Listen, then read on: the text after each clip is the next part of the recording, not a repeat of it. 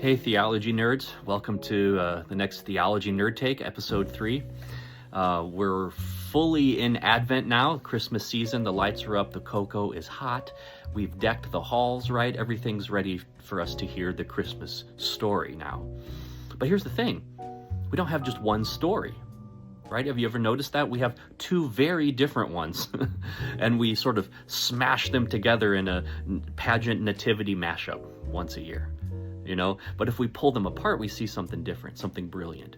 Because Matthew and Luke aren't trying to give us police reports. They're not trying to show us historical biography or something like that.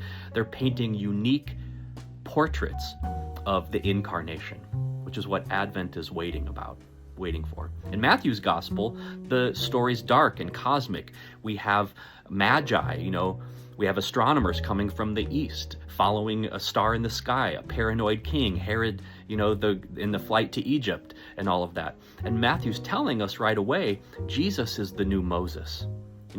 Follow him. He's a threat to the empire that is ruining your lives and bringing peace through violence instead of peace through grace and love.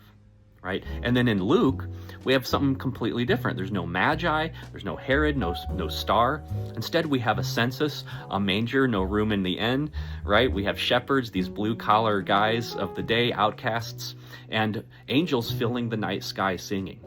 And Luke is telling us God is here for even the poor, the marginalized, and especially for the humble and the meek.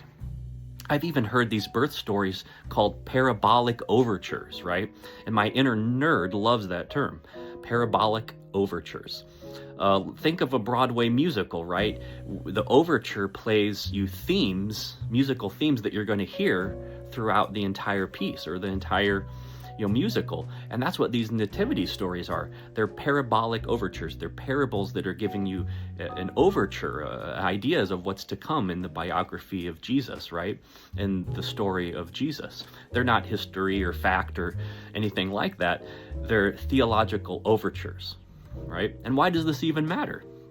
Because if we get stuck on biology and history and science and astronomy, then we're going to miss the spiritual heart of these stories.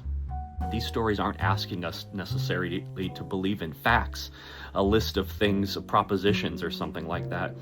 They're inviting us to trust in a relationship. They tell us that whether you find God in the cosmic majesty of the stars and the night sky or the gritty reality of a feeding trough in everyday life, the result is the same. Emmanuel, God with us. That's your Theology Nerd Take for today. See you next time.